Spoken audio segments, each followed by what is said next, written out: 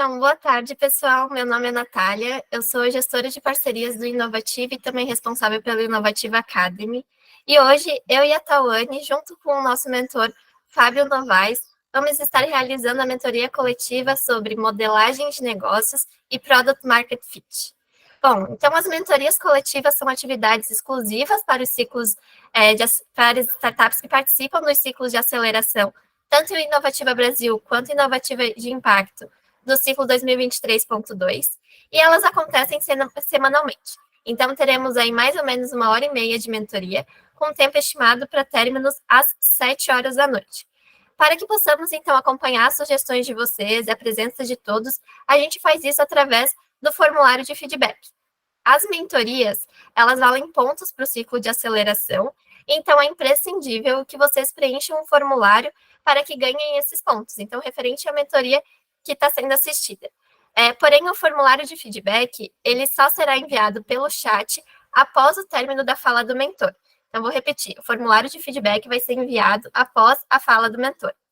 Gostaria de lembrar também que caso a pessoa principal da startup tenha feito o cadastro, não possa participar das mentorias coletivas, se possível, direcione para outro membro da equipe, para que essa outra pessoa possa participar.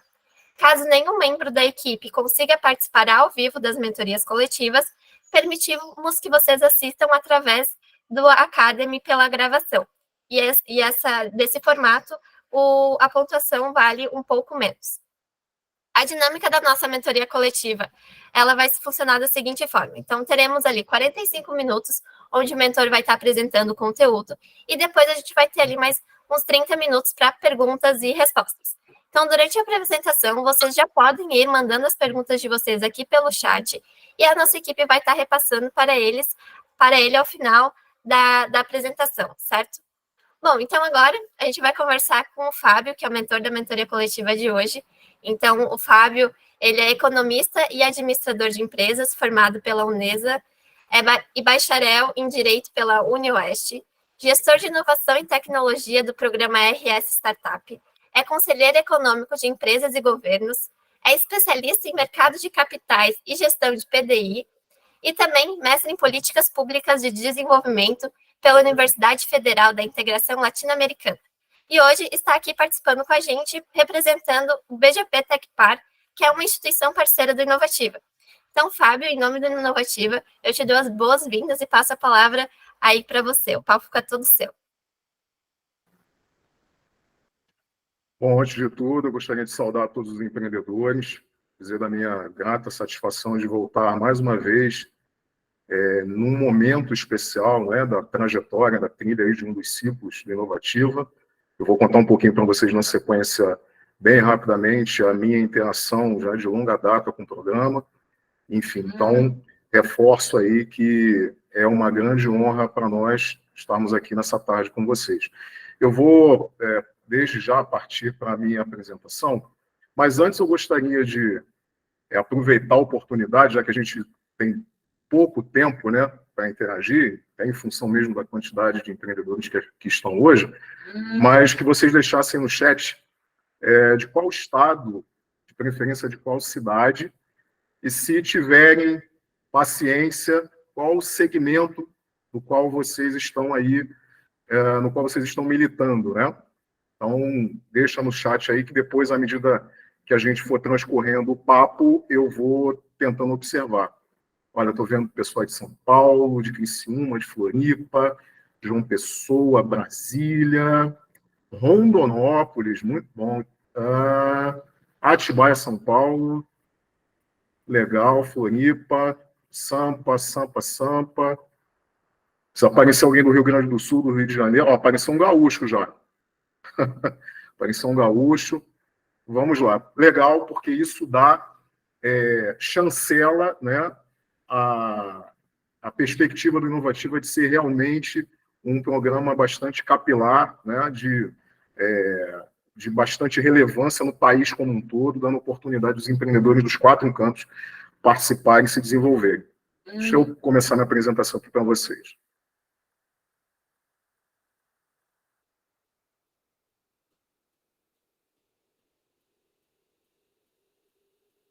Todos estão conseguindo ver minha apresentação? Fábio. Tudo bem? Podemos seguir? Bom, então, o objetivo, né, o propósito, né, nós falamos aqui um pouquinho sobre modelagem de negócios e Product Market Fit, né? Essa é a perspectiva da mentoria coletiva de hoje.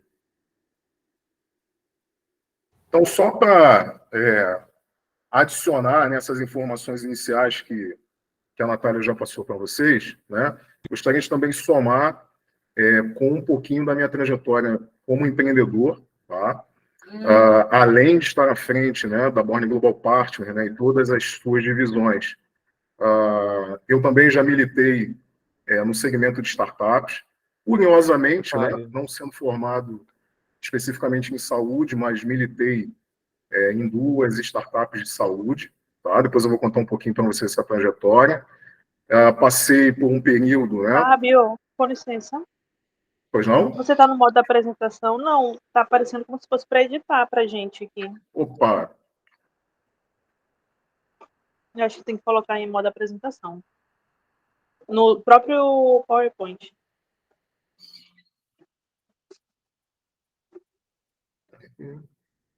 Na realidade, ele tem que escolher a janela correta para compartilhar, não a janela do PowerPoint, porém a janela da própria. E agora? Sai da apresentação, depois volta de novo, coloca compartilhar todas as telas.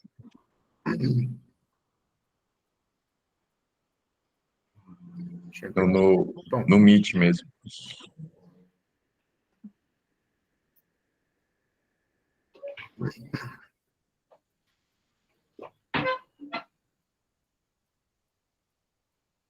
Tela cheia, né?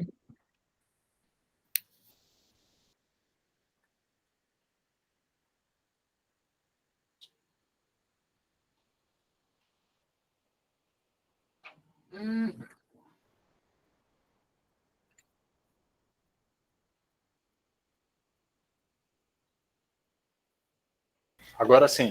Agora sim. Maravilha. São os percalços da tecnologia, normal. Mas vamos lá.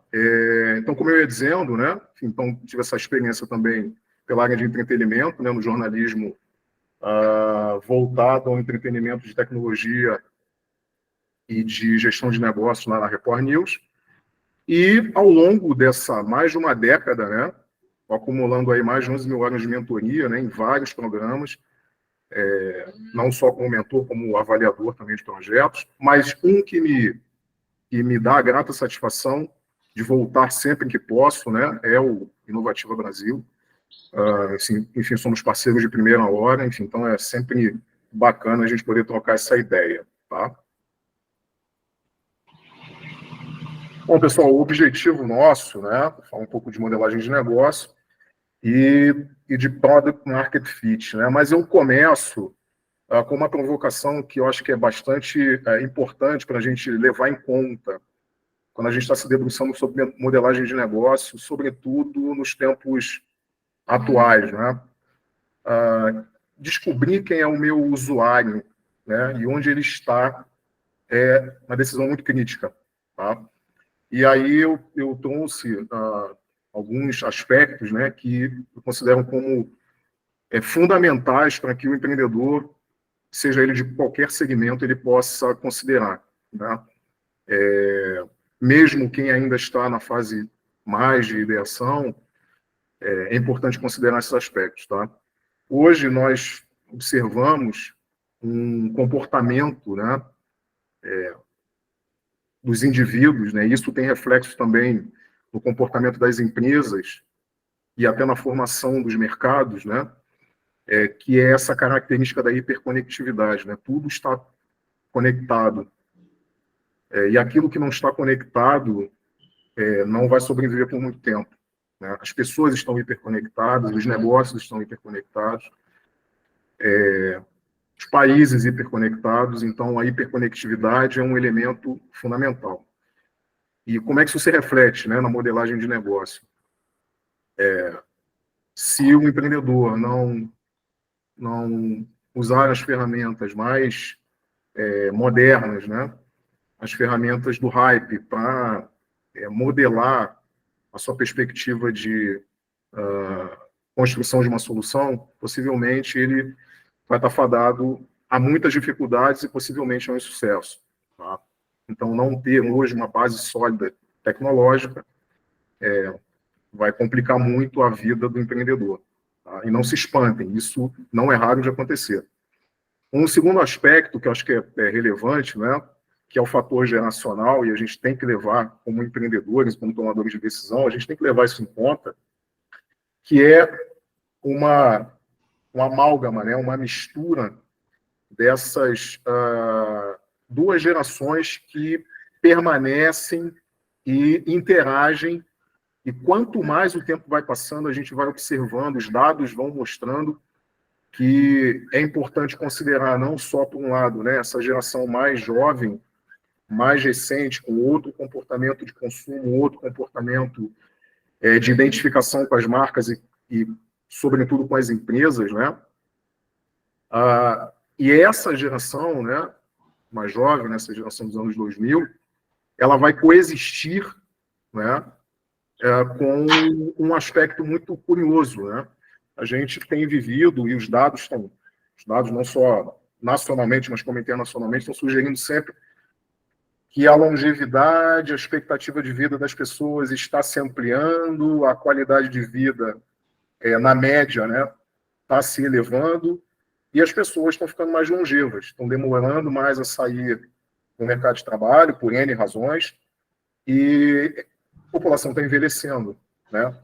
Então, como também aproveitar, dentro do seu modelo de negócios, essa dupla jornada, né, de uma geração que inicia sua trajetória e faz toda a diferença, né, e uma geração que está tentando se conectar com esse novo mundo, né, esse mundo de novas experiências. Então, é importante, né, dentro do que a gente tem como proposta, né, de identificar mercados relevantes e com um tamanho satisfatório, né, para determinar a nossa trajetória de crescimento. Eu acho que esse fator também é importante a gente levar em consideração.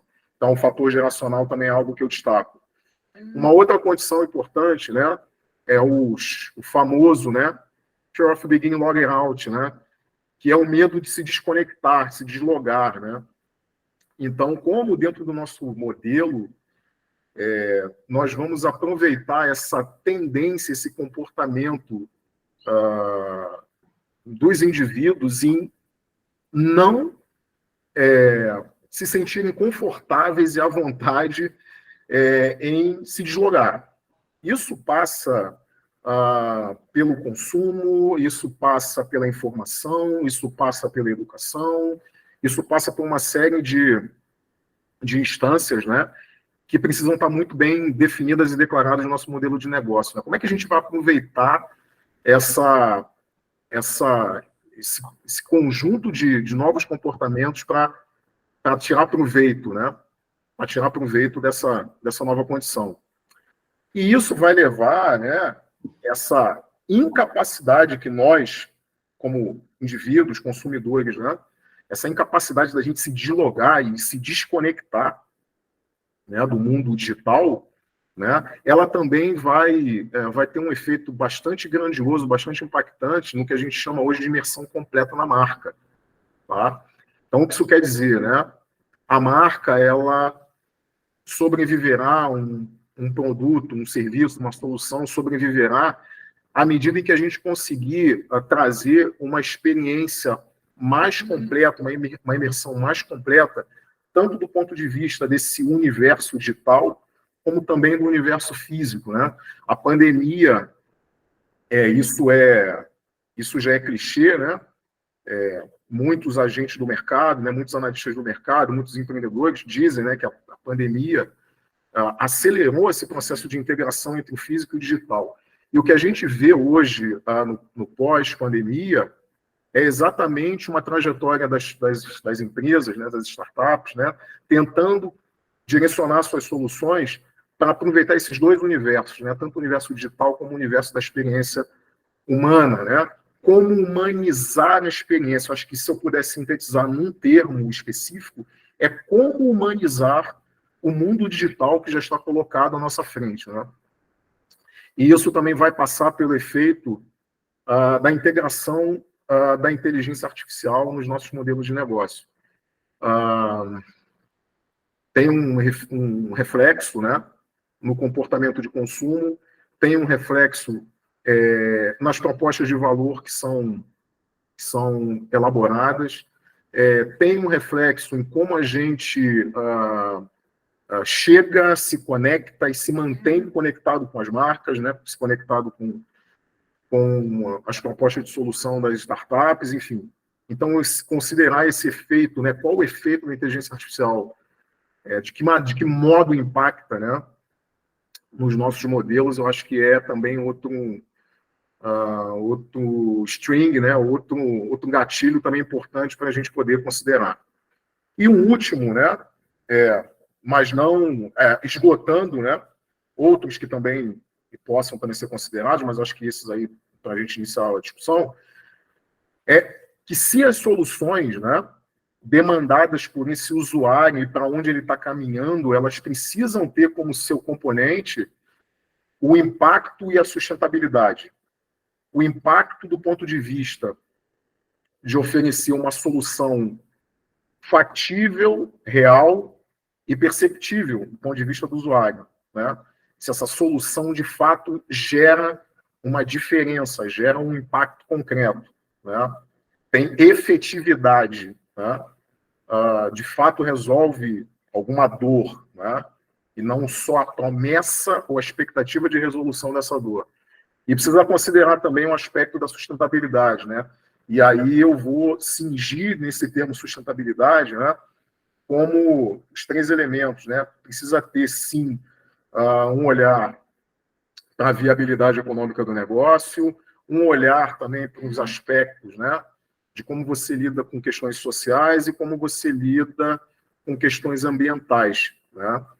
Fora o fato de que o negócio, à medida que ele vai evoluindo, né, ele precisa responder, evidentemente, a uma série de quesitos do ponto de vista de governança, de desempenho, de enforcement, de compliance, enfim, uma série de outros quesitos, né, que, à medida que a gente for falando aqui, eu vou tentando destrinchar para você. Se não for possível, aí nas perguntas e respostas a gente vai tirando essas dúvidas.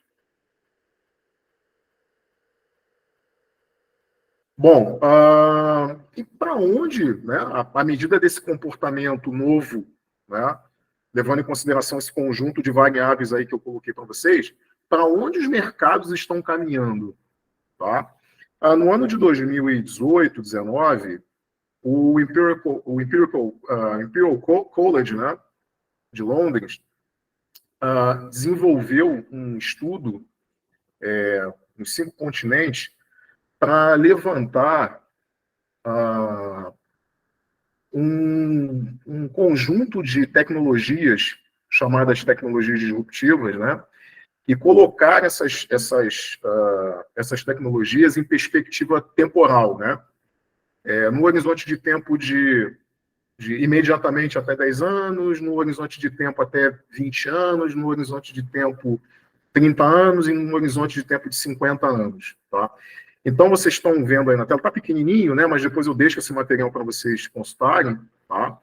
É um material muito bacana e ele vai dar essa perspectiva de linha do tempo nessa área verde, né? Essa área mais próxima, né? Em termos do que já está desenvolvido, né, em função do seu tempo necessário para se desenvolver e chegar até mercado, né, de fato se tornar uma inovação, a gente tem um tempo muito curto, né, nessa área verdinha. Então, dentro desse quadrante, nós temos aí uma série de tecnologias, não é, que já estão em uso. Eu vou dar um exemplo aqui, que é a agricultura de precisão, por exemplo, ou a geração de energia a partir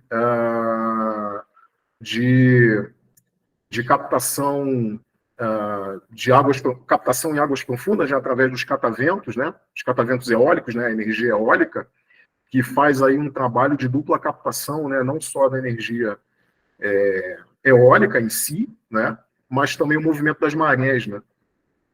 E esse estudo completo, ele, na segunda página, ele vai trazendo nominalmente quais são as empresas que hoje já estão operando, né, com essas tecnologias.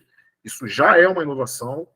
E da área do quadrante amarelo em diante, aquelas que já estão em processo adiantado de desenvolvimento.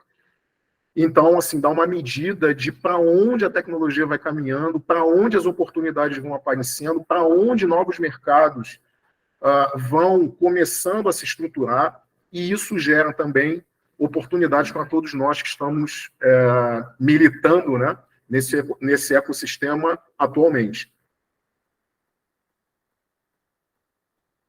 Bom, e aí tem um detalhe que é muito importante, né? Como aplicar esse conceito em uma boa modelagem de negócio? Bom, se a gente for falar de modelos, né, a gente tem um sem número de modelos, os mais tradicionais, né, o Canvas, etc.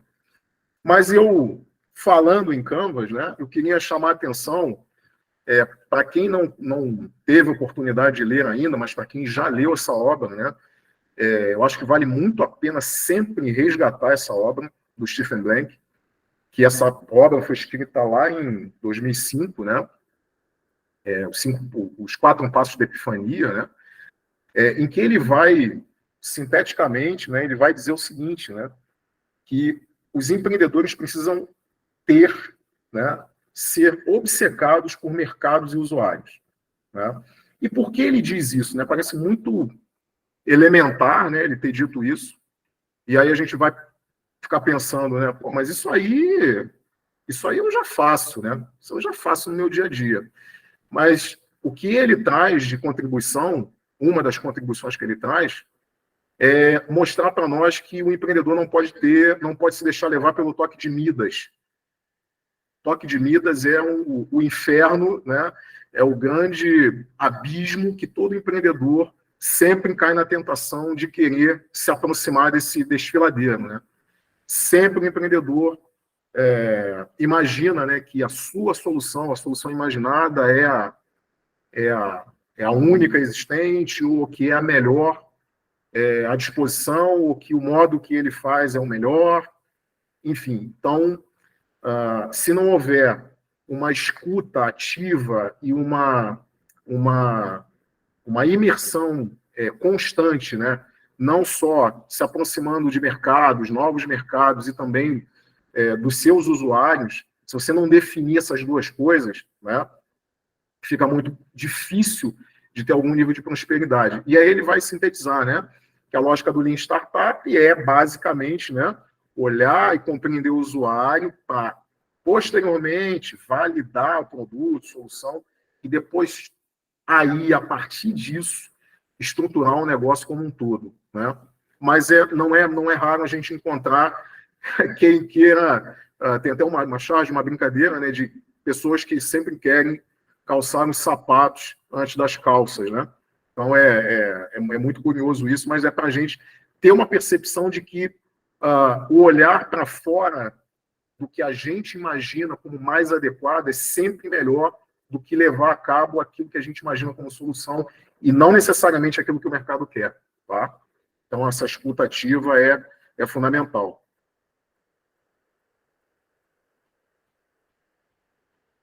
Bom, e essa sopa de letrinhas aí, vai ou não definir a nossa trajetória, né? Essa é uma provocação que eu faço também. E, de fato, né, hoje tem um sem número de variações, né, de como esses mercados estão organizados, né, para que a gente tenha uma ideia de onde estamos posicionados, né, onde a nossa startup está posicionada nessa cadeia longa, né, e como é que a gente se posiciona e como é que a gente se organiza para tirar melhor proveito dessa conformação desses mercados específicos, né? Então, essa sopa de letrinhas aí, né, o B2B, o B2G, o B2C, enfim, eu não gosto muito de entrar nesse mérito, porque é um conhecimento que é bastante default, né? Mas só para quem não tem muita relação com essa sopa de letrinhas, né? Então, quando a gente fala de B2B, né, a gente está falando de negócios que estão posicionados numa cadeia diretamente conectados com outros negócios, né? A gente tem o B2G, né? Que está muito posicionado, negócios que estão posicionados para interação com o governo, né, com estruturas governamentais, e por aí em diante. Tem outras variações, né? O D2C, né, que é o Direct to Consumer, né, que é uma relação direta entre o produtor, a startup, a empresa, né, e o consumidor, no P2P, enfim. Então, tem N variações, né? Mas o que é mais importante a gente definir dentro dessa estrutura de onde a nossa startup está posicionada, né? Dentro dessa cadeia de relacionamentos, nessa cadeia produtiva. Onde a gente está posicionado, a gente precisa definir. Mas o mais importante, fundamental, é como a gente vai capturar valor dentro desse universo específico, né? Então, aí a gente tem um sem número, né, de estratégia. Eu deixei para vocês esse link, né, que vai levar para algumas modalidades de captura de valor, né, que é o modo com o qual, a partir dessa estrutura de mercado, a qual a minha startup está posicionada, eu consigo mensurar o meu valor, eu consigo extrair o meu valor monetariamente. Eu tenho que ter um sistema organizado, né, para capturar valor de modo monetário, que é a junção entre o que eu tenho como oferta, aquilo que o mercado exige, espera e tem como expectativa de solução, né? Ele espera como solução, que a startup entregue como solução, e essa união, né, essa interseção vai representar exatamente vai ser representada pela maneira como a startup captura valor. Então, tem lá modalidades de captura de valor, freemium, negócios por assinatura, agregador, o pague para usar, a taxa de serviço. Então, o mais importante para nós é como nós vamos definir a nossa estratégia de captura de valor. Isso é muito importante. E por que isso? Dada a experiência que a gente tem de sentar com muitos empreendedores, né, nas sessões de mentoria, e muitas vezes, não é raro, isso não está muito definido, né? Ou então, para além de não estar definido na cabeça, né, na cabeça do empreendedor, às vezes o que ele visualiza, enxerga como melhor modalidade de captura de valor, não é aquilo que vai maximizar as possibilidades de rentabilidade de colocação daquele produto ou serviço no mercado. Então, talvez ele esteja com um modelo de captura de valor aquém da possibilidade, né? Ele está andando mais lento do que poderia, se ele tivesse um outro modelo. Ou então, a gente compreende, né, que, em muitos casos, o empreendedor não consegue perceber possibilidades novas de ter modelos híbridos, né? Modelos caminhando praticamente em conjunto. Tá? Depois eu posso falar um pouquinho melhor sobre isso para vocês, mas é uma possibilidade nova de ter modalidades diferentes de captura de valor caminhando de maneira paralela. Então, saindo dessa sopa de letrinhas aí, a gente chega a um outro ponto que é bastante interessante, é o seguinte, né? O que de fato vai fazer a sua solução se diferenciar? No ano passado, esse autor, né, o Seth Godin, ele escreveu esse livro, né? Tem uma capa bastante curiosa e uma abordagem bastante curiosa. Peço até que vocês deixem no chat aí, quem já teve a oportunidade de ler esse livro, ou não conhece ainda, enfim, para a gente poder ter uma ideia. Mas a ideia do Seth Godin, né, é dizer o seguinte para o empreendedor, né? Imagina esse ambiente um ambiente caótico, né, com uma certa ordem e um certo caos, né, onde as incertezas, a insegurança, a volatilidade, ela é muito presente, né, no dia a dia dos negócios. Né, o empreendedor precisa ter fôlego, né, para tomar decisões e realizar mudanças, correções de rota muito que instantaneamente, né, então é tudo muito veloz, tudo é muito rápido, tudo se renova, né, de modo muito rápido, e mesmo com todo esse cenário, com esse ambiente, a gente ainda tende a ver os mercados ainda de modo muito pasteurizado. O que é isso, né? A gente vê todo mundo querendo migrar para soluções já default, já soluções que já são mais ou menos conhecidas, ou repetindo modelos, ou tomando modelos, né, como a sua plataforma específica, enfim, sem aquele desejo, né, sem aquela iniciativa de identificar ou criar a sua vaca roxa, né, que é aquilo que vai te destacar, te identificar, te diferenciar e tornar você relevante num ambiente, seja doméstico, seja regional, seja global, fugir do senso comum de todo mundo tentando fazer mais ou menos a mesma coisa, ou tentando começar pela mesma plataforma, ou, enfim, com o mesmo modelo, né? Ele faz essa provocação. E aí eu deixei essa perspectiva, né, de que o Product Market Fit, né, é esse grande ponto de convergência entre solução, as expectativas do mercado, né, com essas características que a gente falou lá atrás, está sempre se renovando, está sempre se transformando de maneira cada vez mais veloz e mais intensa, tá? E que visa, né, no final do dia, a sustentabilidade econômica e cumprimento de compromissos de modo efetivo. É isso que os usuários querem obter, é isso que investidores, em grande medida, querem também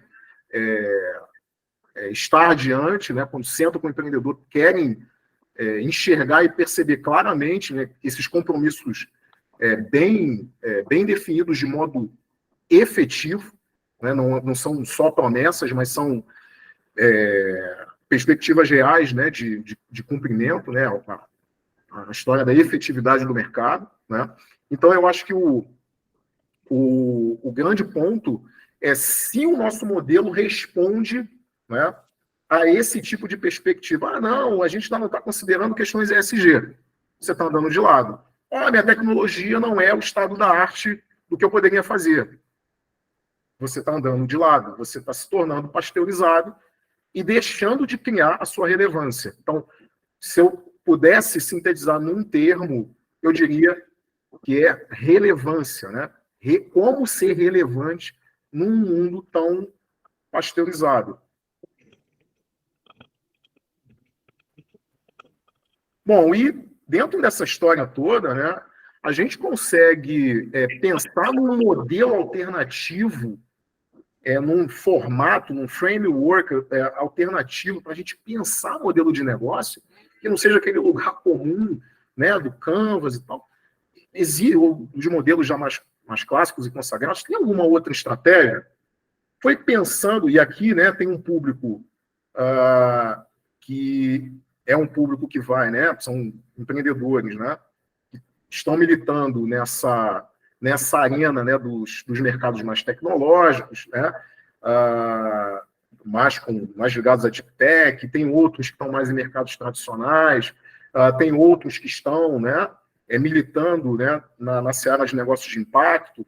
Então, eu procurei trazer para vocês aqui uma ferramenta que foi desenvolvido, né, em conjunto entre o Instituto de Cidadania Empresarial, né, e o SenseLab, né, lá pelo ano de 2018, é que ele vai organizar uma perspectiva de como organizar, de como modelar o seu negócio a partir daqueles pontos elementares do Canva, né, do Canvas, perdão, mas com um olhar um pouquinho diferente, né, olhando para, eu acho que para uma condicionante bem interessante, né, que é a condição das potenciais externalidades, né? Então, eu trouxe um case para vocês aqui, é um case que está disponível, né? Está disponível, alguns já puderam conhecer essa startup, enfim, outros não, mas eu acho que é bastante importante trazer esse case aqui, porque essa é um case da Dengo, né? É uma startup, né, que traz como proposta de valor, né, ou vislumbrou como oportunidade de mercado, né, produzir chocolate de maneira sustentável e, sobretudo, valorizando um elemento de produção, né, que o diferencia dos demais. É aquela história, né, de achar a sua vaca roxa num mundo tão pasteurizado, né? Trazendo um ingrediente que só é plantado nacionalmente, só no Brasil e numa região muito específica, né? É um tipo de cacau bastante específico, de uma região bastante específica, e com uma perspectiva de trabalhar, né, o que eles chamam, né, de bean to bar, né, que é da produção da amêndoa, né, do campo, né, da produção em si, até a experiência do consumidor na loja física, né? E, curiosamente, durante o período de pandemia, eles surgiram como num modelo de B2C que rodava totalmente pela internet, tá? Rodava totalmente online. E que, à medida que o tempo foi passando, né, enfim, a gente foi voltando à normalidade, eles mudaram um pouco essa perspectiva do modelo para integrar também a imersão do consumidor e, a partir dessa imersão do consumidor, dessa proximidade com o consumidor, ampliar o modo com que eles conseguiam levar, né, essa solução, conseguiam levar essa proposta de valor até o cliente final.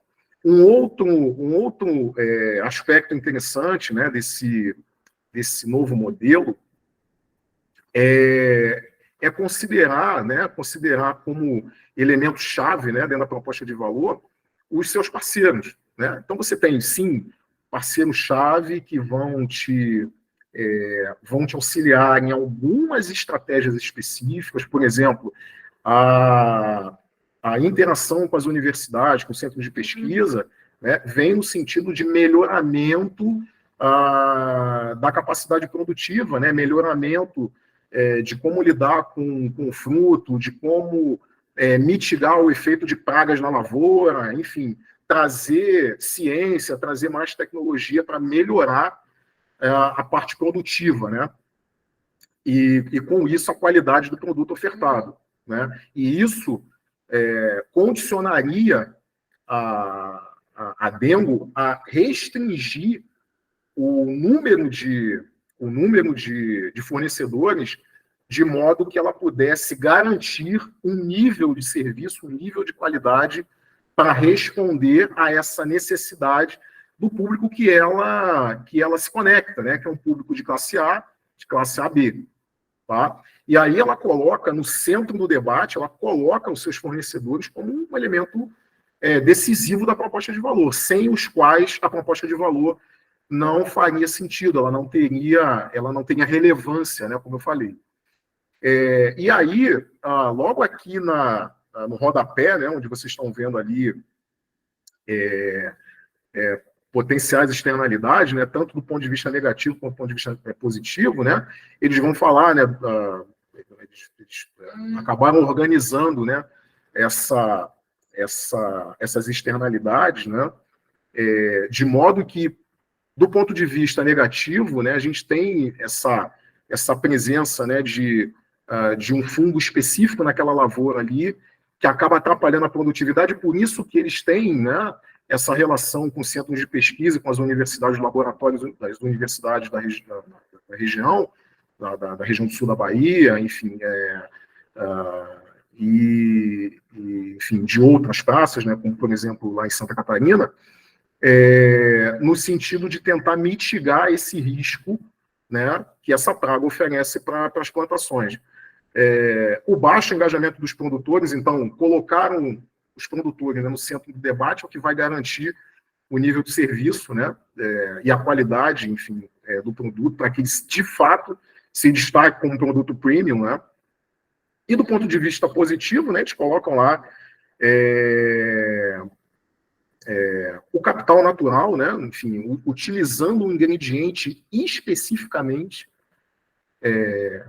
da flora brasileira, né, um fruto que só nasce aqui, característica desse solo, enfim, e que pode, né, não só atender ao paladar, atender ao gosto, à expectativa desse público nacional, mas também ao público regional e ao público internacional também, que consome produtos da natureza brasileira.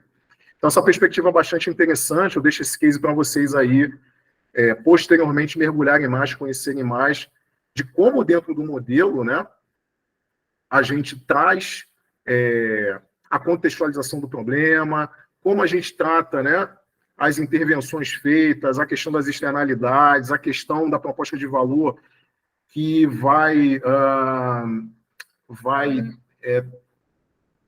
levar a gente a pensar o modelo de negócio olhando para a cadeia como um todo, né?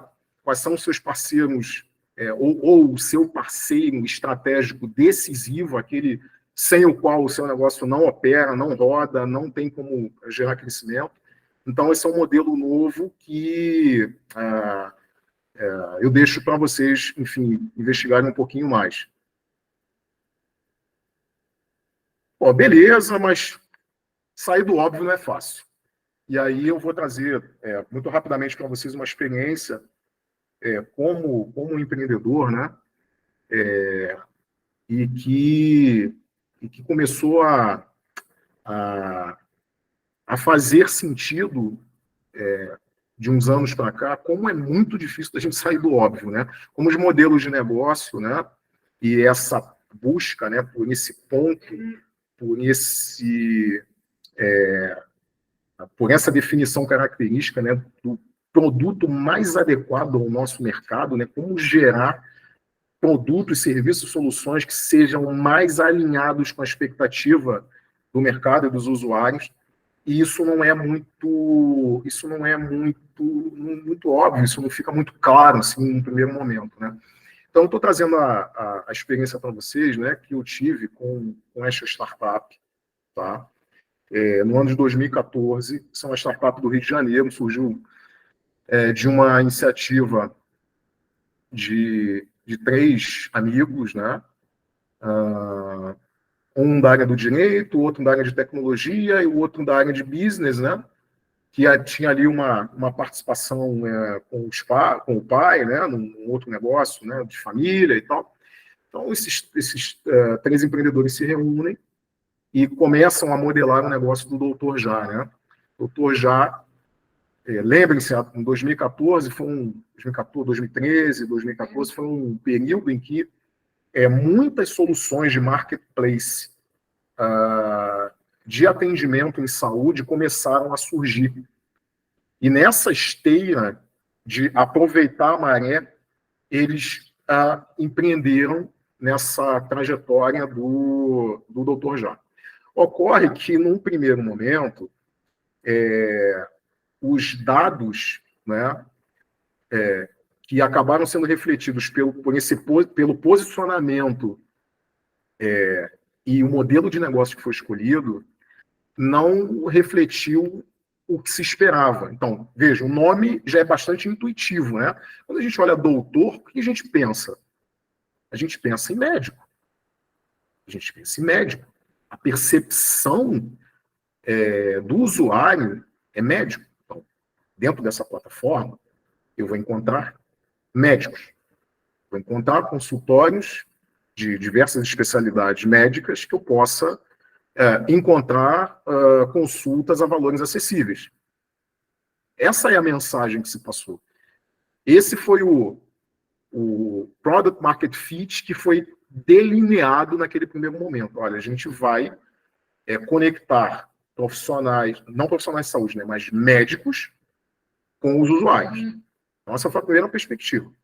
Lá pelas tantas, isso já em 2015, os empreendedores perceberam que a estratégia de crescimento estava lenta e, para além das taxas de crescimento estarem muito lentas, né, ou seja, por um lado, né, um baixo número de usuários e, por outro, né, baixa adesão dos prestadores de serviço, eles resolveram criar uma área de expansão de negócios, né, uma área de marketing de expansão de negócios, e me convidaram para fazer parte dessa trajetória. E aí, qual foi a primeira identificação? Né? Foi o primeiro problema identificado, olhando para a base de negócios, né? Então, olhando para o modelo, olhando para a base de negócios, que a gente acabou observando. A gente observou que, da proposta de valor feita, que era dessa conexão de médicos com os usuários, a gente tinha uma base, por um lado, uma base de prestadores de serviço, que era 90% de não médico. Então, você tinha de tudo. Você tinha fisioterapeutas, você tinha terapeutas ocupacionais, você tinha odontólogos, mas você não tinha especialidade clínica, você não tinha médico. Por quê? Porque o acesso aos médicos, a maneira com que se aborda o mercado médico, né? A maneira com que a linguagem que se usa para lidar com esse público específico é uma linguagem muito diferente, muito diferenciada. São prestadores de serviço que levam em consideração outras características, né, outros benefícios que não somente o de estar integrado numa plataforma digital, e que isso vai modernizar a sua operação e que isso vai trazer mais clientes e tal. Só isso não era suficiente, né?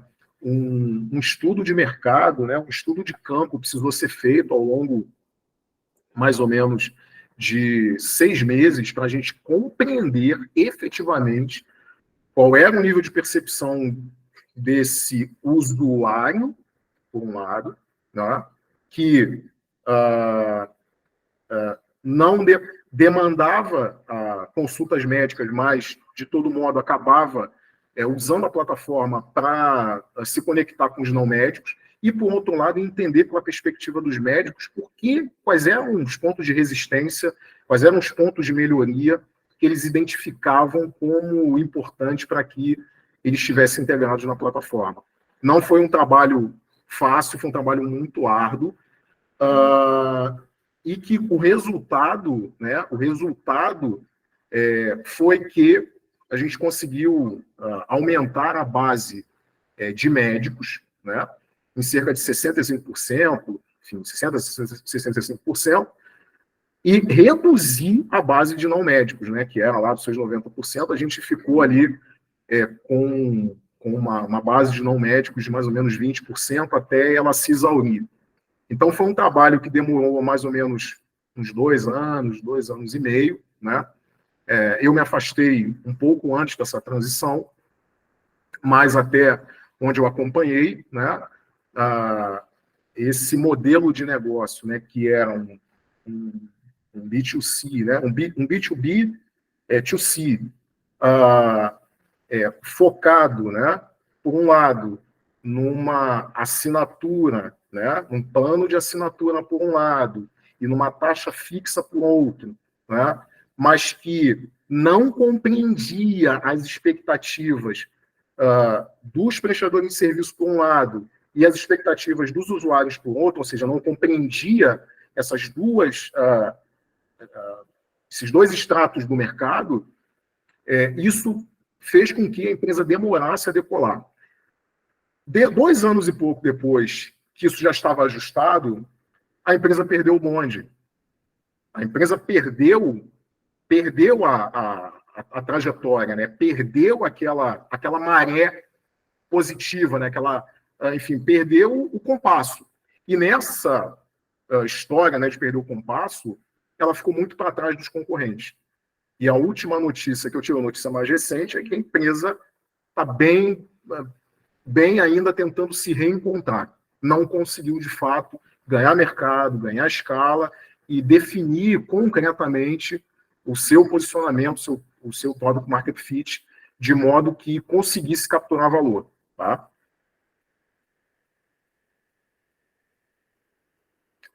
Bom, e um outro caso que eu queria trazer para vocês também é que, dentro dessa militância, né, do ecossistema empreendedor, logo, não imediatamente após, mas um pouco depois dessa minha passagem pela Doutor Já, né, pelo Doutor Já, eu tive a oportunidade de, esse é um caso muito curioso, durante um hackathon, né, um hackathon específico da área de saúde, enfim, promovido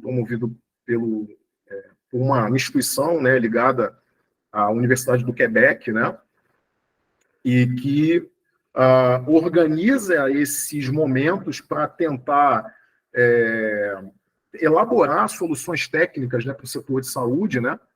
E aí esse hackathon chega no Brasil, né, teve a sua primeira edição em 2017 no Rio de Janeiro.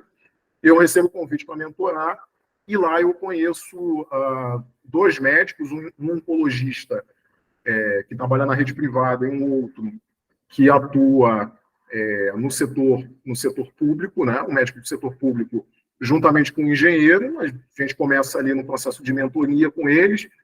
Eu entendo, compreendo que são empreendedores que têm uma características bastante interessantes, né? Do ponto de vista da estratégia, enfim, de como operacionalizar o dia a dia de uma startup. E, enfim, aí eu acabo me somando, me juntando a esse time, né? E criando o Triágio, né? O Triágio iniciou a sua trajetória, né? Como uma ideia vinda de um hackathon. Nós fomos premiados como 4º colocado desse hackathon. E ele tinha como perspectiva inicial, como modelo inicial, um B2G, né? Um API que auxiliava o primeiro atendimento de balcão nas unidades de saúde, fazendo uma triagem inteligente daqueles pacientes ou pré-pacientes que não sabiam ao certo ainda qual era a sua doença, sua CID, mas já de conhecimento de alguns sintomas, o nosso modelo de inteligência artificial poderia direcionar esse usuário no balcão, evitando fila, evitando abandono, evitando sobrecarga em outras unidades de saúde que não aquela apropriada, direcionando o usuário e tal. Ora, a própria figura que eu coloco para vocês foi exatamente aquilo que lá no hackathon a gente pensou, imaginou como modelo de negócio, né? Bom, vamos tentar trazer uma solução que retire essa imagem de que o SUS, né, o Sistema Único de Saúde, é ruim, né? Mas é muito pior com ele aliás, é muito ruim com ele, mas é muito pior sem ele. E o que a gente pode fazer para tentar trazer uma solução efetiva para equacionar essa percepção de que o atendimento é ruim. Ele é ruim porque ele tem uma sobrecarga, porque tem muita fila, porque, enfim, as pessoas não conseguem se direcionar, tem um problema de endereçamento. Então, a nossa solução, no primeiro momento, estava muito focada para ser um B2G.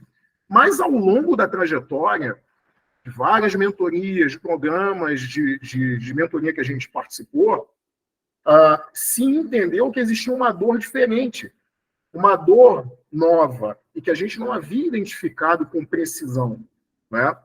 Que é a parte de auditoria em saúde. Quer dizer, a parte de back-office em saúde, que pode ser melhorada e pode trazer uma economia bastante significativa, não só para operadoras de saúde, hospitais e até mesmo para a rede pública, no sentido de melhorar a eficiência, né, da alocação de recursos, da alocação financeira, do número de operações que acabam gerando uma situação de não pagamento, né, as chamadas glosas, né? Enfim, então, a gente identificou, né, rapidamente, muito rapidamente, diferentemente do outro caso, muito rapidamente, a gente levou não mais do que um trimestre para identificar essa outra perspectiva e fazer essa correção de rota, o que nos levou a ampliar o nosso modelo de negócio para um espectro um pouco maior. Então, a gente é um B2B2G. Tá? Então, essa é uma perspectiva de que modelos de negócio não são engessados, modelos de negócio não nascem prontos, né? Modelos de negócio não são inflexíveis. É necessário que constantemente os empreendedores estejam revisando, estejam aproveitando das mentorias, aproveitando da interação com o mercado, dos estudos que são feitos, não só estudos secundários, mas estudos também de campo, estudo de mercado que as startups podem e devem fazer, aproveitando para fazer essa correção de rota, essa correção de rumo. Tá?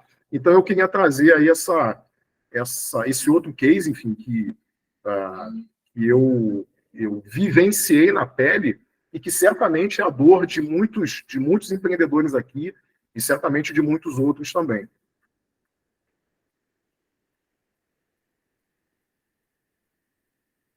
Bom, pessoal, eu vou parar um pouco por aqui. A minha apresentação ainda não é uma despedida, viu? Apesar de estar escrito aí um grande abraço até breve, mas não é agora. A gente ainda tem aí uma oportunidade de conversar, de responder algumas dúvidas, enfim, da gente encaminhar um debate. E esse material, né, aquele lá do Imperial College, né, eu vou já deixar aqui no chat para que vocês tomem contato. E para quem posteriormente, né, quiser fazer contato comigo, né, em especial, tá aí o QR Code, né, com o meu LinkedIn, pode se conectar, fica à vontade. E depois, mais ao final, eu vou deixar um recado para vocês com relação à Born Global Partner, né, parceira do Inovativa Brasil. Então, eu deixo aí, vou parar de compartilhar aqui minha apresentação e deixo aberta aí as perguntas para vocês. Fábio, muito obrigada. O conteúdo foi bem legal. O pessoal estava comentando aqui no chat. Alguns comentários assim que o pessoal fez. Então, você chegou a perguntar ali sobre o livro. Então, alguns responderam que já conheciam, outros responderam que já tinham ouvido de nome, mas não chegaram a ler. O pessoal comentou ali também sobre aquela matrizinha ali da evolução das tecnologias. Então, teve uma conversa legal aqui. Mas tenho certeza que os empreendedores gostaram muito e ao longo da mentoria já foram surgindo algumas dúvidas e já a gente vai responder. Mas antes, como a gente havia combinado, a gente vai enviar aqui no chat o formulário de feedback, então, para que vocês possam preencher e já registrar a presença de vocês. Então, a Tawane vai estar encaminhando aqui no chat o formulário de feedback para o pessoal. Lembramos que as mentorias, então, elas valem pontos por cento de aceleração. Então, é imprescindível que vocês preencham esse formulário para que vocês ganhem os pontos referentes à mentoria assistida. E o tempo limite para preenchimento é de 24 horas após o fim da mentoria. Então, as pontuações estarão disponíveis para consulta no painel do empreendedor após essa segunda-feira, dia 25. Então, após essa data, caso alguma startup veja que a jornada apresenta uma pontuação diferente daquela que vocês registraram, pedimos que nos encaminhem um chamado via Freshdesk para a gente estar fazendo os ajustes e analisando a situação. Então, a Tal vai estar encaminhando aqui no chat também o link do First Desk para vocês estarem encaminhando dúvidas sobre o ciclo ou qualquer outra situação em relação a isso. Agora sim, então, um momento tão muito esperado. Vamos iniciar as perguntas e o bate-papo com o Fábio. Já anotamos as dúvidas do chat e vamos começar com algumas aqui. Enquanto isso, o pessoal que tiver dúvidas pode ir encaminhando para a gente aqui no chat, que a gente vai estar recolhendo e passando para o Fábio também. Então, vamos lá.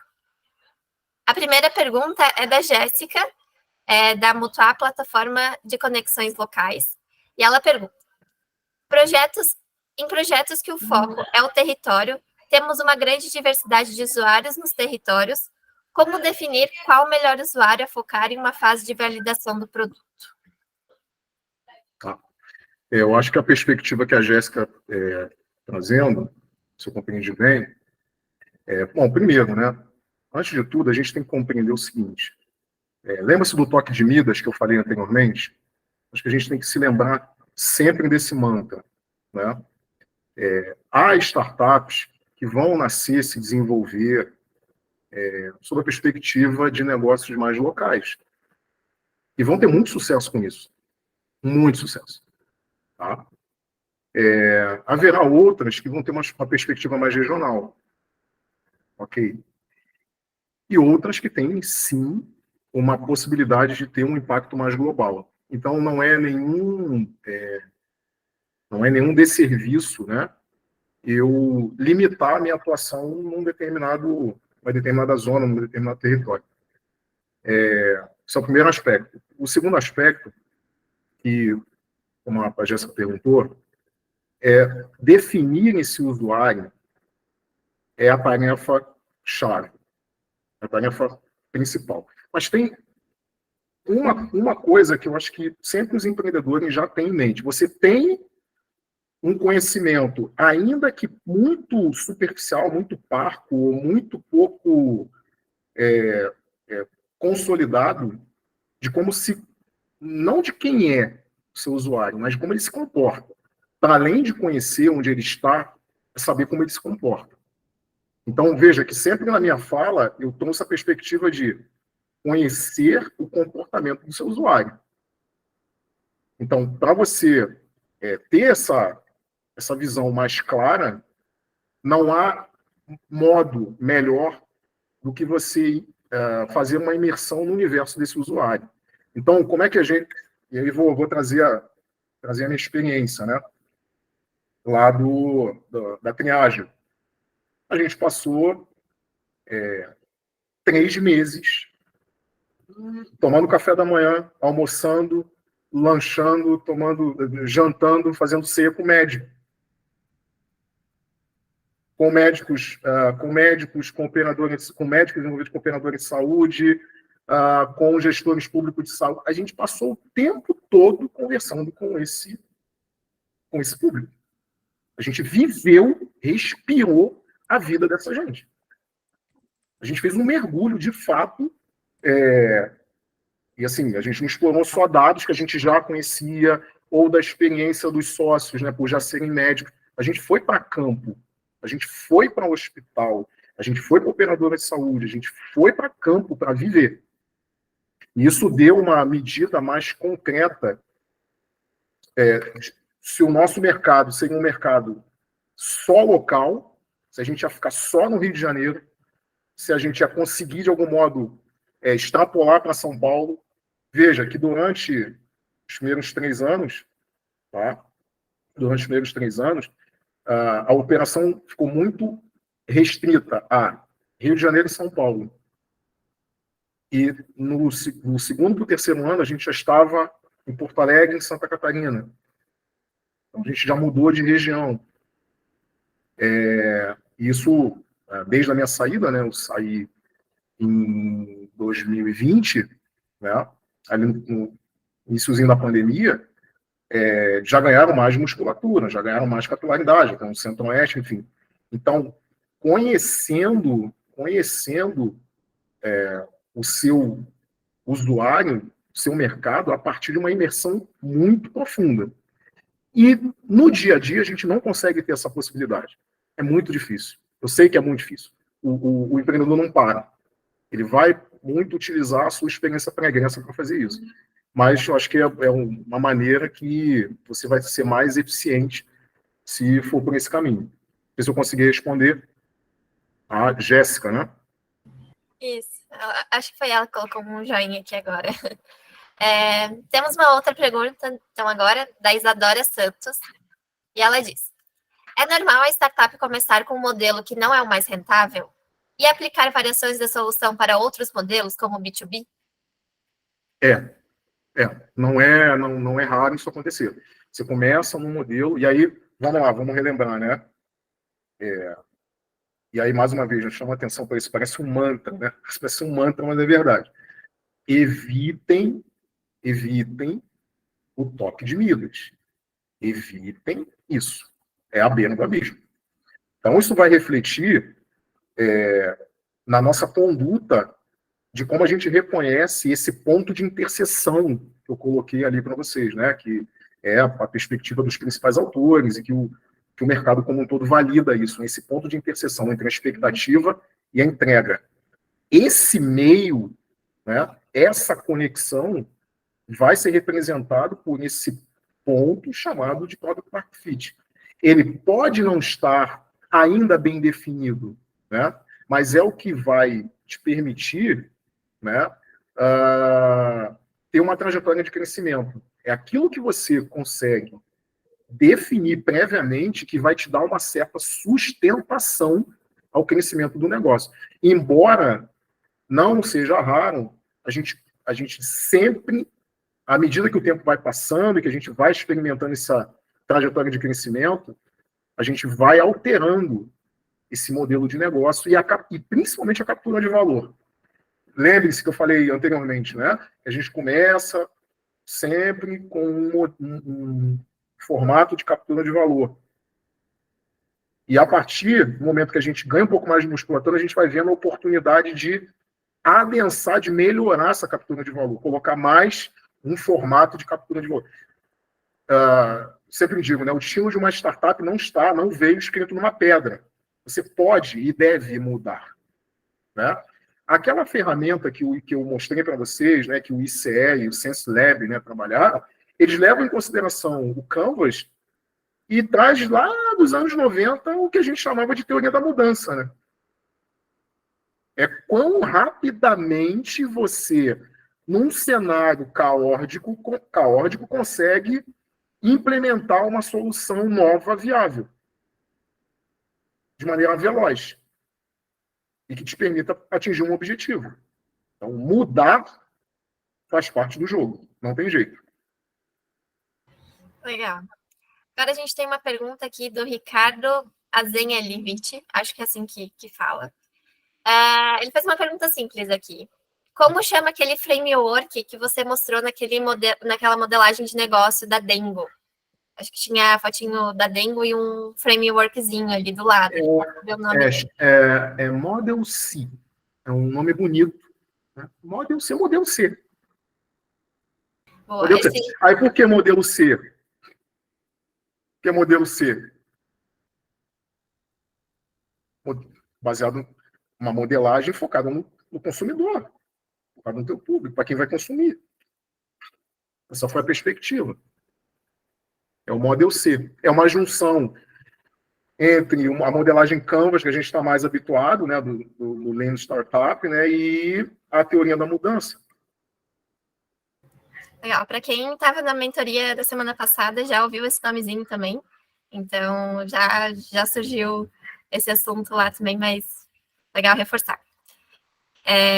Temos aqui uma outra pergunta, agora da Jéssica Kobayashi Correia. Tendo em vista esse processo de aprimoramento do modelo de negócio, ao longo do processo de implementação e validação do produto, o quanto a análise desse modelo, em processo de avaliação, seleção, apresentação para investidores, impactam na pontuação da startup? É mandatório, é decisivo. Se você Bom, e aí, rapidamente, só para identificar os meus chapéus nessa história toda no ecossistema, né? Então, ora eu estou com chapéu de gestor público, ora eu estou com chapéu de investidor, né? Que é uma das unidades de negócio da Born Global Partner, né? Cujo crescimento é baseado no modelo de JV, modelo de joint venture. Tá? Então, a gente tem um pool de parceiros, um pool de joint ventures contratadas, né, que vai dar suporte, né? Veja aquela história lá, né, do seu parceiro-chave, sem o qual o seu negócio não roda. Então, a perspectiva de crescimento é baseado muito em joint venture.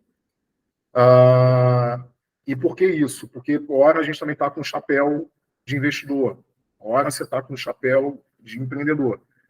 E aí, o que eu noto? Né? Quando a gente senta para conversar com o empreendedor, né, essa modelagem, se ela não tiver bem consolidada, não é um problema em si, porque a gente consegue corrigir rapidamente. Mas muitas vezes ela não está sequer definida.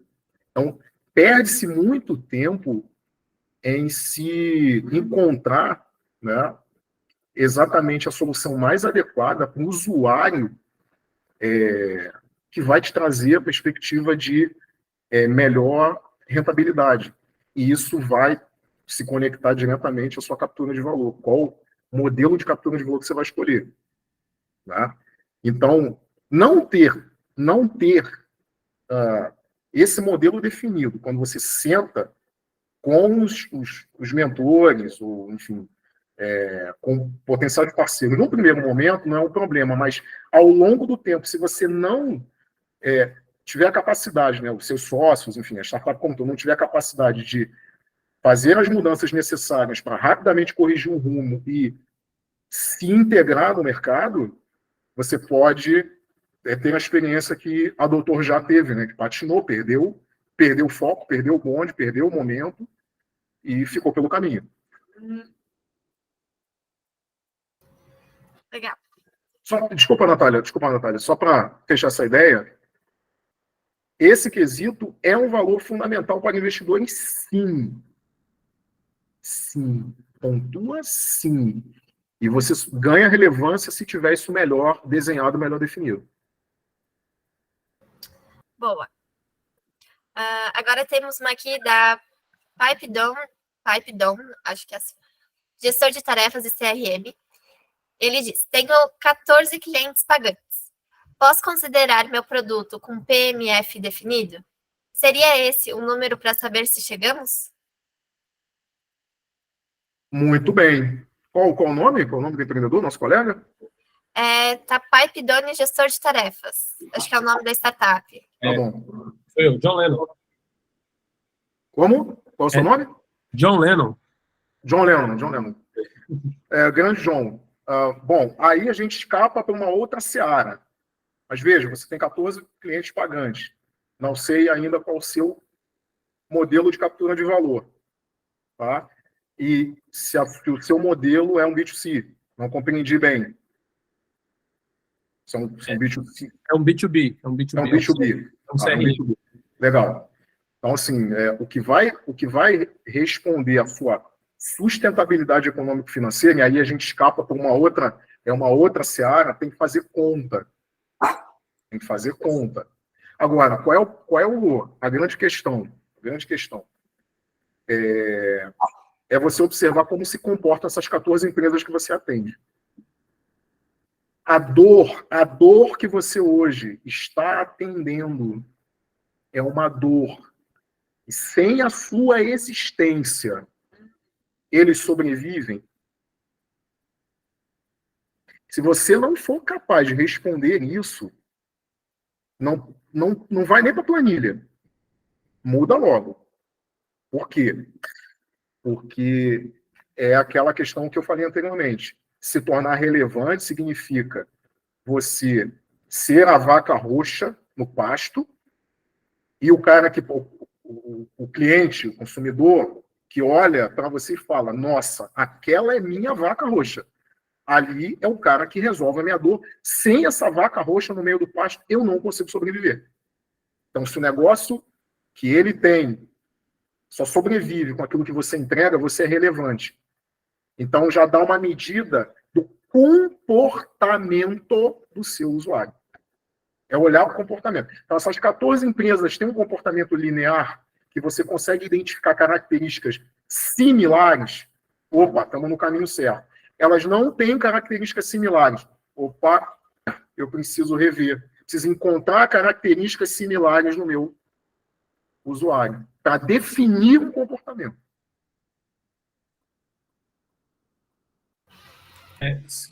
Só aproveitando um pedacinho, são similares, são de um único mercado de produção veicular, e eu vejo características incomuns nele. Aí a minha dúvida é assim, eu sei que é um mercado pequeno, eu vi que o pessoal está perguntando qual o momento que eu devo pivotar. Eu estou percebendo que está entrando clientes, só que demora, o meu processo de entrada é mais demorado, porque é um processo de negociação longo, mas entram. Assim, 50% que eu converso vira cliente nosso. Essa é a minha métrica até o momento. O tamanho do mercado vai determinar se eu devo ou não continuar, se eu devo partir para um outro mercado. Eu tenho muita dúvida.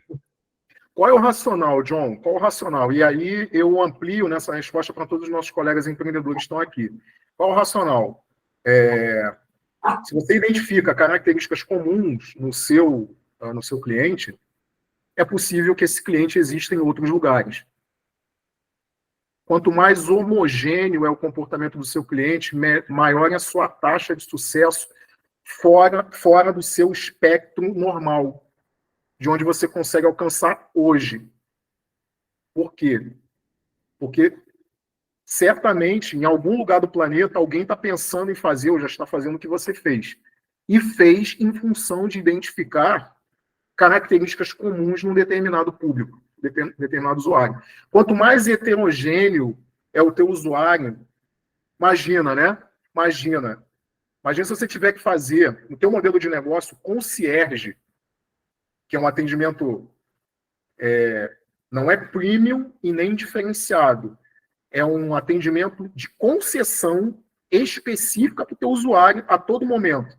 Aí vai ter um usuário que vai querer um atendimento fora daquele horário, aí tem outro que vai querer um atendimento com outras características, né, de produto, de serviço, que você não consegue adaptações que estão fora do teu modelo. Isso encarece o modelo, isso torna a oferta fora dessas características mínimas para atendimento. Isso vai exigir que você repasse o custo para o teu usuário, vai tirar a competitividade sua. Enfim, então o racional é, quanto mais você consegue identificar características peculiares e similares no teu público, no teu usuário, maior é a taxa de você encontrá-lo fora do seu território, em outros lugares, e melhor o seu racional de crescimento. Tá? Beleza. Legal. Agora a gente vai para uma próxima pergunta, do Mauro Proença, da RAR, ou RARM, Contabilidade Estratégica. O que devemos evitar em parcerias para desenvolvimento?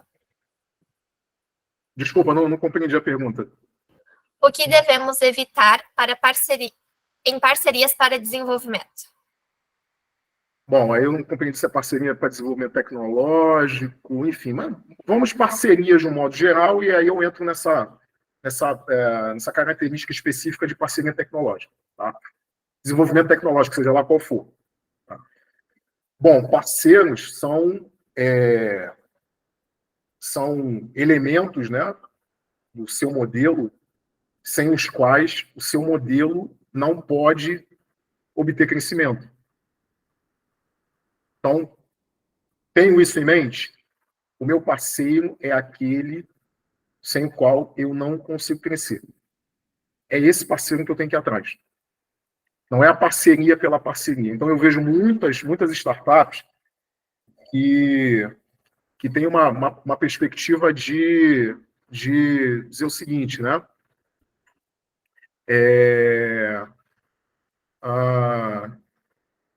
Só um detalhe, né? Minha noiva acabou de chegar em casa. Se a gente trabalha, a gente produz, enfim, a gente tem família, enfim, a gente é um ser normal, como todos os outros. Bom, mas voltando, eu vejo muitas startups que ampliam muito o leque de parcerias. Muitas vezes não dá para entender qual é o racional daquela parceria. não dá muito para compreender. Então, vamos definir. Parceria é aquela sem a qual o meu negócio não consegue crescer, não consegue se desenvolver. Bom, existe alguns parceiros que são parceiros de desenvolvimento. Então, por exemplo, no caso nesse case que eu trouxe, né, da Dengo, ela compreendeu que a rede de microfazendas, os produtores rurais, são muito específicos, que só tem são monocultores. Vejam, são monocultores, pequenos proprietários rurais, e que ela, a partir dessa perspectiva de uma parceria com eles, ela entende que é a partir daí que ela consegue garantir a eficiência e a efetividade da proposta de valor. Mas ela também tem outros parceiros estratégicos, que são aqueles parceiros que, se ela não tiver, evidentemente, ela não chega ao estado da arte, mas também não vai deixar de crescer. Então, se conectar com um centro de tecnologia, um centro de pesquisa, que pesquisa efetivamente o melhoramento genético daquela planta específica, né, daquele fruto específico, é fundamental para que ela garanta uma qualidade superior ao fruto. Mas se ela não tivesse aqueles parceiros, ou se ela precisasse demorar até ter um parceiro como aquele, isso não ia impedi-la de ingressar no mercado, de encontrar o seu product market fit e crescer. Percebe a diferença? E com relação a parceiro de desenvolvimento, que é uma coisa bastante peculiar, que é a seguinte: às vezes, na Born Global Part mesmo, né, que é na divisão de prototipagem e modelagem de negócio, que fica lá no Tecnopuc, né, em Porto Alegre, nós ficamos lá no Tecnopuc, o empreendedor, o empresário, o empreendedor chega e diz: olha, eu quero construir um aplicativo, eu quero construir uma plataforma tecnológica. Mas qual é o seu modelo de negócio? Qual é a sua proposta de valor? Então, é aquela história, né, da charge. Ele começa calçando o sapato antes de colocar as calças. Então, a gente não pode começar pelo lado errado. Então, antes de pensar num parceiro de desenvolvimento, o que não é o caso da desenvolvimento tecnológico, dizendo de plataformas, marketplaces, né, de ambiente tecnológico, né, vamos colocar assim, ambiente tecnológico. Primeiro, o que é mandatório, você ter um bom modelo de negócio. Quando você vai para um mercado como esse, um pouco mais tradicional, que você está inserindo um ingrediente biotecnológico, uma tecnologia um pouquinho diferente, em muitos casos a coisa já está um pouquinho mais amarrada do que quando a gente tem essa experiência com o empreendedor digital, que sempre quer começar pelo resultado, né, ao invés de começar pelas bases. Então, assim, o perigo sempre é você definir um parceiro estratégico, aquele cara para crescer. E o segundo ponto é você ter uma coleção de parceiros-chave que você pode contar para determinados momentos específicos, mas sem os quais você também vai continuar numa trajetória de crescimento. Bacana. Pessoal, a gente está com o tempo um pouquinho apertado aqui. Eu vou fazer mais algumas perguntinhas.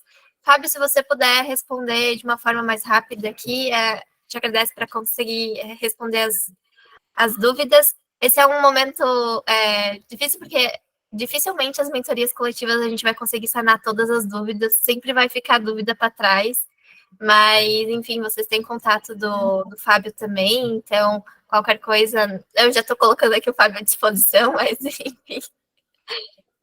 Eu vou fazer aqui mais uma perguntinha, Fábio, que é da Cartão Ami Saúde. Qual o maior indicativo que demonstra que uma startup está necessitando de uma transição de nicho, remodelagem geral do produto ou serviço, ou até mesmo a necessidade de encerramento das atividades por não adaptação do mercado? Existe algum padrão para cada uma dessas situações que possa ser mensurado antes disso acontecer? Sim, sim. Existem alguns indicadores que sugerem que você ou corrige rumo ou morre. É aquela história, né? Muda ou morre. Então, por exemplo, crescimento de vendas. Então, indicadores de vendas. As vendas não crescem. Tem algo errado. Ticket médio não cresce. É também um fator indicativo de que você está em estagnação, em declínio. O número de... Você tem que passar muito rápido, né, dessa condição, como o colega lá, o John, né? Ele ainda está na fase de early adopter, né? Ainda está na fase dos usuários, os primeiros adotantes, né? Aquela fatia do mercado que vai acreditar no seu produto, né? Você tem que passar dessa fase num tempo muito rápido, muito breve. Se o teu número de primeiros adotantes não se eleva num período de 3 meses, 6 meses, 24 meses, 12 meses, perdão, é sinal de que você está com o negócio em estagnação e que está fadado a ou ficar parado ou se extinguir. Isso, há um cuidado muito grande. Quanto maior o tamanho da sopa de letrinha, maior é o desafio. B2B2C. Significa que você tem que olhar para os dois lados. Se não está crescendo em usuário final, possivelmente porque também não está crescendo aqui na conexão com o mercado, propriamente dito, né? Essa relação com as empresas, né? Essa relação com as empresas. Então tem que olhar muito para os dois lados, o desafio ainda é maior. Então, são métricas que revelam estagnação, ascensão, né? Estagnação ou declínio. Então, essas são algumas, né, pelo lado das vendas, pelo lado econômico-financeiro, que vai dar uma medida se você precisa parar, rever, desconstruir, remodelar, reestruturar. Enfim, quanto antes fizer isso, melhor. Legal. Vamos para mais uma perguntinha aqui, antes da gente encerrar, então. Tem uma pergunta aqui do... Deixa eu achar, que eu perdi ela. Do João Paulo. Como a inteligência artificial pode ajudar no processo de modelagem de negócio? Ajudando você a explorar o comportamento do seu consumidor. Vejam, o consumidor está hiperconectado. Se ele está hiperconectado, né, é bem provável que você consiga capturar as pegadas que ele deixa. Sua inteligência artificial ou ferramentas de inteligência artificial são responsáveis por mapear, fazer uma espécie de mapa de calor por onde esse usuário está andando, o que ele está fazendo, como ele está fazendo, o que ele está procurando, o que ele deseja de fato. Então, a partir do momento que você tem um ferramental para analisar o comportamento dele, enquanto ele está conectado, você também consegue utilizar desse conhecimento que está vindo até você de forma a títulos gratuitos, né? Grandes empresas fazem isso, rastreiam o mapa de calor do consumidor e, a partir disso, elas conseguem ou oferecer esse caminho para outras empresas ou explorar diretamente esse caminho, né? É difícil? É caro? Existem formas de implementação, existem modos, maneiras de você acessar esse tipo de conhecimento e implementar num negócio que está começando, né? Então, o sistema de atendimento não humanos, né? Eles cresceram muito, né? Estão disponíveis para empresas de vários tamanhos. Então, quanto mais isso vai se desenvolvendo, mais acessível vai ficando. Mas, assim, sem contar com esse ferramental, é realmente muito angustiante você conseguir conhecer o consumidor. Então, procure um centro de tecnologia, procure um parceiro estratégico que te forneça esse tipo de habilidade para você incorporar no teu modelo de negócio. Legal. Pessoal, temos várias perguntas aqui selecionadas ainda no chat. Temos pessoas... Perguntas maravilhosas, assim, que eu ficaria aqui até amanhã respondendo, né? Mas a gente tem uma limitação de tempo, né? Pois é, temos aqui também o Anderson, o Eduardo, o Pablo com a mão levantada. A gente vai ter que pedir desculpa para vocês, a gente vai ter que estar encerrando a mentoria hoje. Infelizmente, nosso tempo acabou aqui, até estouramos um pouquinho já. Queria agradecer ao Fábio por participar da mentoria coletiva de hoje e por compartilhar com a gente todo esse conhecimento. E fique à vontade aí também para deixar uma mensagem final para os nossos empreendedores aqui presentes.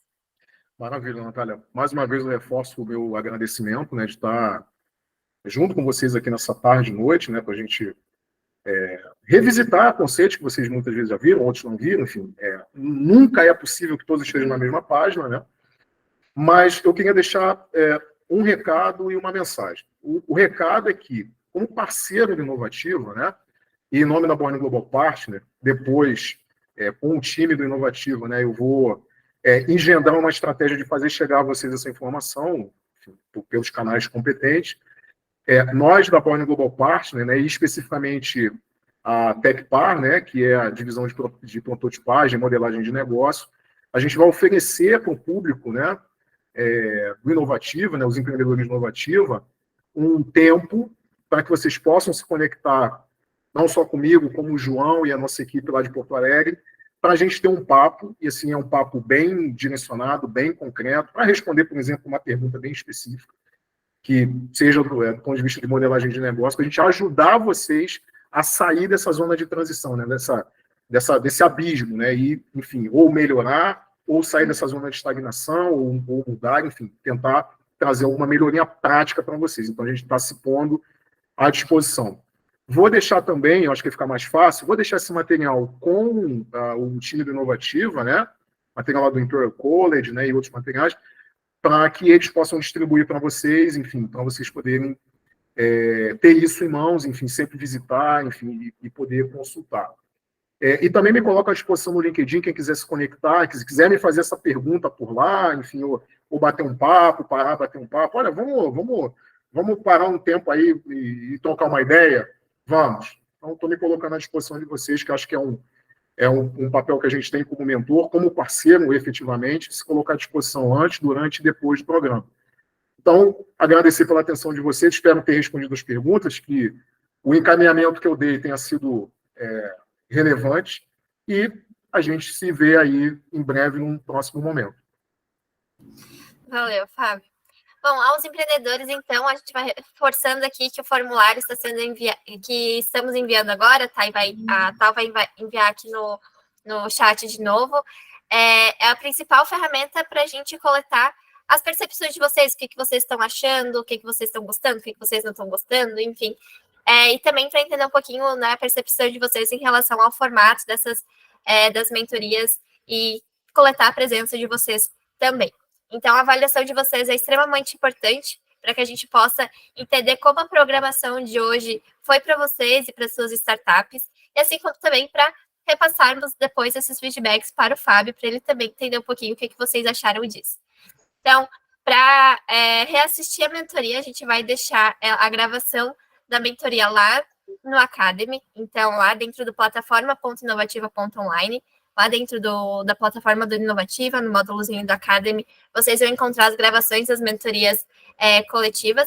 Então, a Tal vai estar mandando aqui no chat também o link certinho lá da nossa plataforma. E, pessoal, muito obrigada pela presença de todos vocês. Desejamos uma ótima noite. Nos vemos, então, semana que vem, dia 27/9, na quarta-feira, nesse mesmo horário, às 5h30 da tarde, com a mentoria coletiva sobre modelagem financeira. E é isso, pessoal. Muito boa noite e até mais. Obrigado, boa noite. Boa noite, gente. Boa noite, obrigado. Obrigado, boa noite.